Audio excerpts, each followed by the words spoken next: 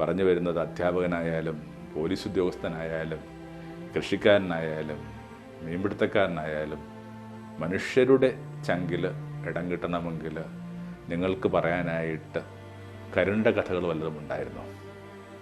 നിങ്ങളുമായി ബന്ധപ്പെട്ട് ഞങ്ങൾക്ക് ഓർമ്മിക്കാനായിട്ട് എത്ര കരുണയുടെ കഥകൾ നിങ്ങൾ കൈമാറിയിട്ടുണ്ട്?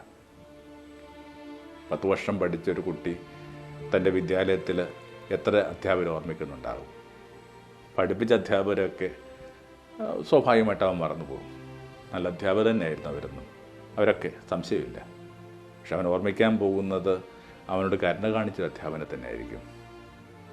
ക്ലാസ് മുറിക്ക് പുറത്ത് പറഞ്ഞു വിടാനുള്ള കാരണം കൊണ്ടായിട്ടും അവനെ ചേർത്ത് പിടിച്ചൊരു അധ്യാപകൻ, അവന് വേണ്ടി സഹാധ്യാപകരോട് വാശി പിടിച്ചൊരു അധ്യാപകൻ, അവൻ്റെ ചില കൈപ്പിഴകൾ കണ്ണടച്ചൊരു അധ്യാപകൻ.